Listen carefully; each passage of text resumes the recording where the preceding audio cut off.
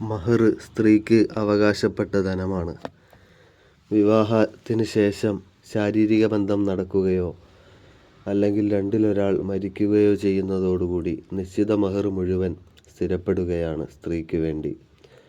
സംയോഗത്തിന് മുമ്പ് അവൻ വിവാഹമോചനം നടത്തുന്നുവെങ്കിൽ പാതി മഹറിന് മാത്രമേ അവൾക്ക് അവകാശമുണ്ടായിരിക്കുകയുള്ളൂ. ഇനി ശാരീരിക ബന്ധത്തിന് മുമ്പ് ഭർത്താവിനെ അവൾ ഫസ്ഖ് ചെയ്ത് വേർപെടുത്തുകയോ അല്ലെങ്കിൽ അവളുടെ ന്യൂനത നിമിത്തം അവൻ ഫസ്ഖ് ചെയ്ത് വേർപെടുത്തുകയോ ചെയ്താൽ മഹർ മുഴുവനും നഷ്ടപ്പെടുന്നതാണ്. ഫത്ഹുൽ മുഈനിൽ 376-ാമത്തെ പേജിൽ ഈ മസ്അല പറയുന്നുണ്ട്. എന്നാൽ ചില സാഹചര്യത്തിൽ മഹറിൻ്റെ ഉടമസ്ഥാവകാശം ഭാഗികമായോ പൂർണ്ണമായോ സ്ത്രീക്ക് നഷ്ടപ്പെടുന്നുണ്ടെങ്കിലും വിവാഹത്തോടുകൂടി തന്നെ നിശ്ചിതമായ മഹറിൽ അവൾക്ക് പൂർണ്ണമായ ഉടമാവകാശം കൈവരുന്നതാണ്. അതുകൊണ്ട് തന്നെ സക്കാത്ത് ബാധകമായ വല്ല ധനവും മഹർ നിശ്ചയിച്ചാൽ അതിന് നിസാബ് തികയുക അഥവാ നിശ്ചിത തുക ഉണ്ടാവുകയും 1 വർഷം പൂർത്തിയാവുകയും ചെയ്താൽ സക്കാത്ത് കൊടുക്കൽ നിർബന്ധമാകും.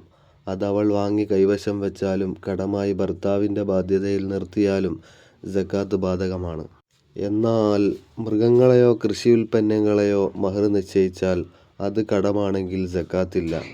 കാരണം മൃഗത്തിന് സക്കാത്ത് ബാധകമാവണമെങ്കിൽ സ്വോദ്ദേശം ഉടമസ്ഥനോ അവൻ്റെ പ്രതിനിധിയോ ഇതിനെ മേയ്ക്കണം.